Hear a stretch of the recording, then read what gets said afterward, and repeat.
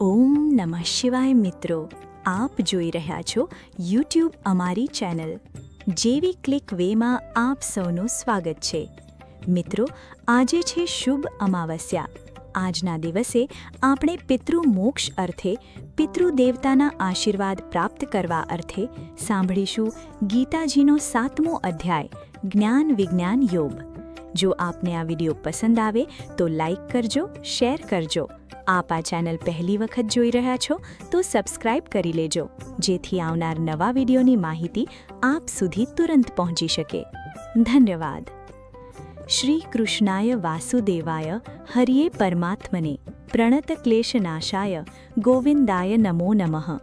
બોલો જગદગુરુ ભગવાન શ્રી કૃષ્ણની જય. શ્રીમદ ભગવદ્ ગીતા અધ્યાય 7મો જ્ઞાન વિજ્ઞાન યોગ. ઓમ પરમાત્મને નમઃ.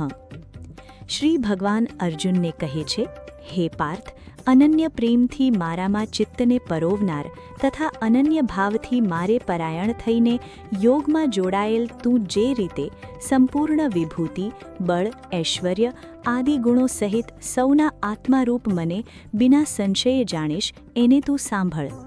હું તારે માટે આ વિજ્ઞાન સહિત તત્વજ્ઞાનને સંપૂર્ણપણે કહીશ, જેને જાણીને સંસારમાં ફરી બીજું કશું પણ જાણવા લાયક શેષ રહેતું નથી.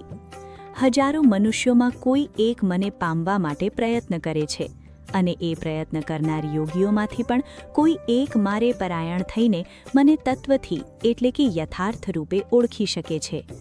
પૃથ્વી, જળ, અગ્નિ, વાયુ, આકાશ, મન, બુદ્ધિ અને અહંકાર આ પ્રમાણે 8 પ્રકારે વિભાગ પામેલી મારી પ્રકૃતિ છે. આ 8 પ્રકારના ભેદની તો અપરા એટલે કે મારી જડ પ્રકૃતિ છે.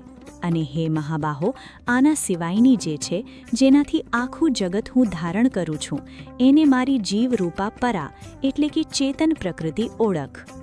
હે અર્જુન, તું એમ સમજ કે સઘળા જીવો આ બંને પ્રકૃતિઓથી જ ઉદ્ભવનાર છે, અને હું આખાએ જગતનો પ્રભવ તેમજ પ્રલય છું, એટલે કે સકળ જગતનું મૂળ કારણ છું. હે ધનંજય, મારા સિવાય બીજું કોઈ પણ પરમ કારણ નથી. આ આખું જગત સૂતરમાં પોરવાયેલા મણિઓની પેઠે મારામાં ગોથાયેલું છે. હે કૌંતે, હું જળમાં રસ છું, ચંદ્ર તેમજ સૂર્યમાં પ્રકાશ છું, બધા વેદોમાં ઓમકાર છું, આકાશમાં શબ્દ અને પુરુષોમાં પુરુષત્વ છું. હું પૃથ્વીમાં પવિત્ર ગંધ, અગ્નિમાં તેજ છું, તેમજ સમસ્ત ભૂતોમાં એમનું જીવન છું, અને તપસ્વીઓમાં તપ છું. હે પાર્થ, તું સર્વ જીવોનું સનાતન બીજ મને જાણ. હું બુદ્ધિમાનોની બુદ્ધિ, તેજસ્વીઓનું તેજ છું. હે ભરતવંશીઓમાં શ્રેષ્ઠ, હું બળવાનોનું આસક્તિ અને કામનાઓ વિનાનું બળ એટલે કે સામર્થ્ય છું, અને સહુ જીવોમાં ધર્મને અનુકૂળ એટલે કે શાસ્ત્રને અનુકૂળ કામ છું. અને વળી જે સત્વગુણમાંથી ઉદ્ભવતા ભાવો છે, તેમજ જે રજોગુણથી અને તમોગુણથી થતા ભાવો છે, એ બધાને તું મારાથી જ થનાર છે એમ સમજ.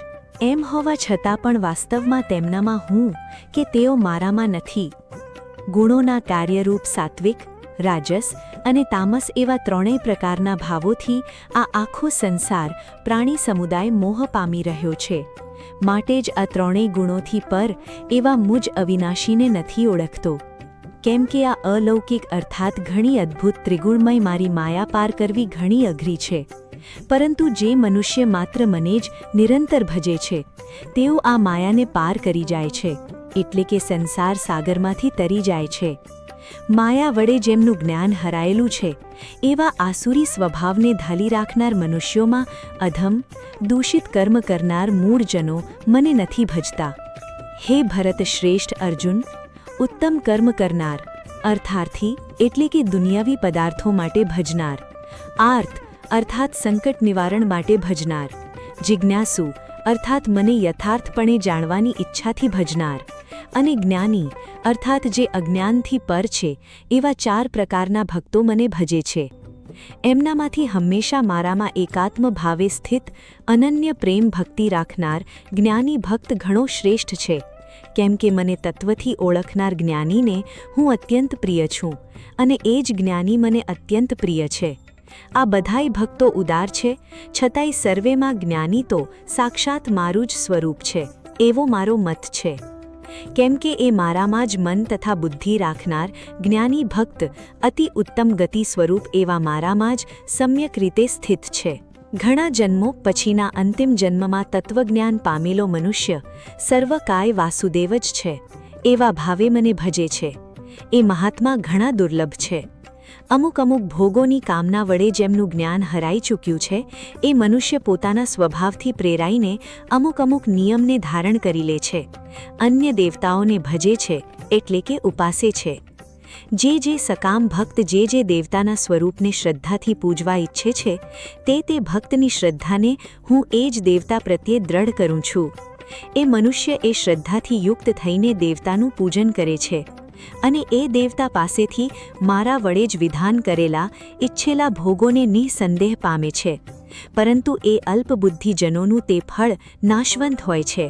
તેમજ એ દેવતાઓને પૂજનાર દેવતાઓને પામે છે, જ્યારે મારા ભક્તો ભલે ગમે તેમ ભજે છે, છેવટે તેઓ મને જ પામે છે.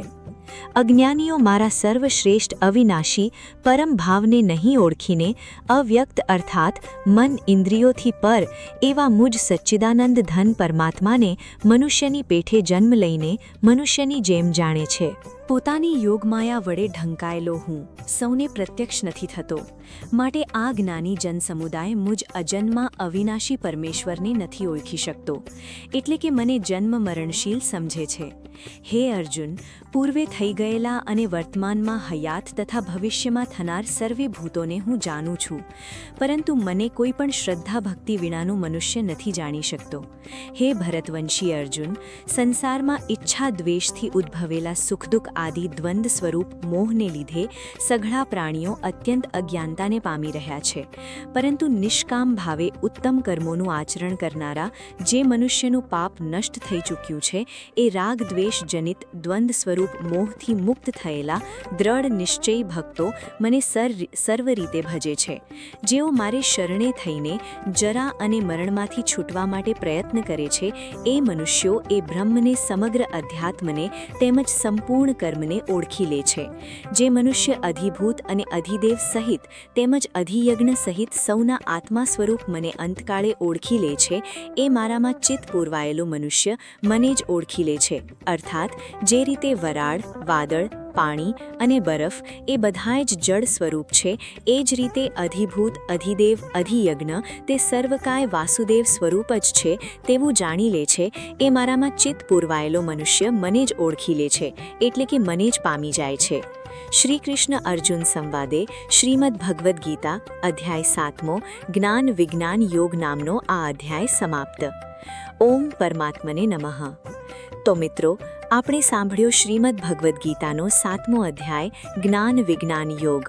હવે આપણે આ અધ્યાયના મહાત્મ્યની કથા સાંભળીશું કે આ અધ્યાય જે ભક્તો નિત્ય વાંચે સાંભળે એક શ્લોક, અડધો શ્લોક, તેને શું ફળની પ્રાપ્તિ થાય છે.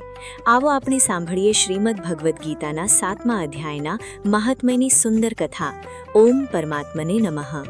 પાટલીપુત્ર નામનું એક દુર્ગમ નગર હતું, જેનું દ્વાર ઘણું ઊંચું હતું. એ નગરમાં શંકુકર્ણ નામના એક બ્રાહ્મણ રહેતા હતા. એણે વૈશ્યવૃત્તિનો આશ્રય લઈને ઘણું ધન કમાયું, પરંતુ ન તો કદી પિતરોનું તર્પણ કર્યું કે ન દેવતાઓનું પૂજન. એ ધનોપાર્જનમાં તત્પર થઈને રાજાઓને જ જમણ આપના હતા. એક સમયની વાત છે, એ બ્રાહ્મણે પોતાનું ચોથું લગ્ન કરવા માટે પુત્રો અને બંધુઓ સાથે યાત્રા કરી. માર્ગમાં અડધી રાતના સમયે જ્યારે તેઓ ઊંઘી રહ્યા હતા, ત્યારે એક સર્પે ક્યાંકથી આવીને એના હાથમાં ડંખ માર્યો. ડંખ મારતા જે બ્રાહ્મણની એવી દશા થઈ કે મણિ, મંત્ર, ઔષધિ વગેરેથી પણ એના શરીરની રક્ષા અસાધ્ય જણાઈ. ત્યાર પછી થોડીક જ ક્ષણોમાં એમના પ્રાણ પંખેરું ઉડી ગયા. ઘણા સમય પછી એ પ્રેત સર્પયોનિમાં જન્મ્યા. એમનું ચિત્ત ધનની વાસનામાં બંધાયેલું હતું. એમણે પૂર્વ ઘટનાનું સ્મરણ કરીને વિચાર્યું કે મેં જે ઘરની બહાર કરોડોની સંખ્યામાં પોતાનું ધન દાટીને રાખ્યું છે, એનાથી આ પુત્રોને વંચિત કરીને હું જાતે જ એની રક્ષા કરીશ. એક દિવસ સાંપની યોનિથી પીડાઈને પિતાએ સ્વપ્નમાં પોતાના પુત્રો સમક્ષ આવીને પોતાનો મનોભાવ જણાવ્યો. ત્યારે એના નિરંકુશ પુત્રોએ સવારે ઉઠીને મોટા વિસ્મય સાથે એકબીજાને સ્વપ્નની વાત કહી. એ પુત્રોમાંથી બચેટ પુત્ર કોદાળી હાથમાં લઈને ઘરમાંથી બહાર નીકળ્યો અને જ્યાં એના પિતા સર્પયોની ધારણ કરીને રહેતા હતા એ સ્થાને ગયું. જો કે એણે દાંટેલા ધનની જગ્યાની બરાબર જાણ ન હતી, છતાં પણ એણે ચિહ્નોનોથી એનો પાક્કો નિશ્ચય કરી લીધો અને લોભ બુદ્ધિથી ત્યાં પહોંચીને રાફડાને ખોદવાનું આરંભ્યું. ત્યારે એ રાફડામાંથી ઘણો ભયાનક સાપ પ્રગટ થયો અને બોલ્યો, અરે ઓ મૂઢ, તું કોણ છે? કેમ આવ્યો છે? શા માટે દર ખોદી રહ્યો છે? કે પછી કોણે તને મોકલ્યો છે? આ બધી વાતો મારી સામે જણાવ. ત્યારે પુત્ર બોલ્યો, હું આપનો જ પુત્ર છું. મારું નામ શિવ છે. હું રાત્રે જોયેલા સ્વપ્નથી વિસ્મિત થઈને અહીંનું સુવર્ણ લેવાના કુતૂહલથી આવ્યો છું. પુત્રની આ વાત સાંભળીને એ સાપ હસતો હસતો ઊંચા અવાજે આ સ્પષ્ટ રીતે બોલ્યો, જો તું મારો પુત્ર છે તો મને સત્વરે બંધનમાંથી પહેલાં મુક્ત કર. હું પૂર્વજન્મના દાંટેલા ધન માટે જ સર્પયોનીમાં જન્મ્યો છું. ત્યારે પુત્ર પૂછે છે કે હે પિતાજી, આપની મુક્તિ કેવી રીતે થશે? એનો ઉપાય મને જણાવો, કેમ કે હું આ રાત્રે સૌને છોડીને આપની પાસે આવ્યો છું. ત્યારે પિતાજી પુત્રને કહે છે કે હે દીકરા, ગીતાજીના 7મ અધ્યાય સિવાય મને મુક્ત કરવામાં તીર્થ, દાન, તપ કે યજ્ઞ બધી રીતે સમર્થ નથી. માત્ર ગીતાજીનો 7મો અધ્યાય જ પ્રાણીઓને ઘડપણ, મૃત્યુ વગેરે દુઃખને દૂર કરનારો છે. હે પુત્ર, મારા શ્રાદ્ધના દિવસે 7મ અધ્યાયનો પાઠ કરનાર બ્રાહ્મણને શ્રદ્ધાપૂર્વક ભોજન કરાવ. એનાથી નિસંદેહ મારી મુક્તિ થઈ જશે. હે વત્સ, પોતાની શક્તિ અનુસાર પૂર્ણ શ્રદ્ધા સાથે વેદ વિદ્યામાં પ્રવીણ બીજા બ્રાહ્મણોને પણ ભોજન કરાવજે. સર્પયોનીમાં પડેલા પિતાજીના આ વચનો સાંભળીને બધા પુત્રોએ એમની આજ્ઞા અનુસાર એટલું તથા એનાથી પણ બધું કર્યું. ત્યારે શંકુકર્ણે પોતાના સર્પ શરીરને ત્યજીને દિવ્ય દેહ ધારણ કર્યો અને બધું ધન પુત્રોને આધીન કરી દીધું. પિતાજીએ કરોડોની સંખ્યામાં જે ધન વહેંચીને આપ્યું હતું, એનાથી એ સદાચારી પુત્રો ઘણા પ્રસન્ન થયા. એમની બુદ્ધિ ધર્મમાં પોરવાયેલી હતી, માટે એમણે વાવડી, કૂવો, પોખર, યજ્ઞ, દેવ મંદિર બનાવવા માટે એ ધનનો ઉપયોગ કર્યો તથા અન્ન ક્ષેત્ર પણ બનાવડાવ્યો. ત્યાર પછી 7મ અધ્યાયનો સદા જપ કરતા કરતા એમણે મોક્ષ મેળવ્યો. ગીતાજીના આ 7મા અધ્યાયનું મહાત્મ્ય સાંભળવા માત્રથી જ મનુષ્ય સર્વ પાતકોમાંથી મુક્ત થઈને અંતે દિવ્ય લોકધામ એવા વૈકુંઠ ધામને પ્રાપ્ત કરે છે. શ્રીમદ્ ભગવદ્ ગીતાના 7મા અધ્યાયનું મહાત્મ્ય સંપૂર્ણ. ઓમ પરમાત્મને નમઃ. તો મિત્રો, આપણે સાંભળ્યું શ્રીમદ્ ભગવદ્ ગીતાનો 7મો અધ્યાય અને તેના મહાત્મ્યની કથા. મને આશા છે કે આપને આ વિડીયો જરૂર પસંદ આવ્યો હશે. શ્રી કૃષ્ણ ગોવિંદ હરે મુરારી. હે નાથ નારાયણ વાસુદેવ. દેવવટસ્ય પત્રસ્ય પુટે શયાનમ બાલમુકુંદ મનસા સ્મરામી. બોલો જગદગુરુ ભગવાન શ્રી કૃષ્ણચંદ્રની જય. મિત્રો, મને સાંભળવા માટે ધન્યવાદ. આપ સૌને મારા જય શ્રી કૃષ્ણ. રાધે રાધે. આવજો મિત્રો.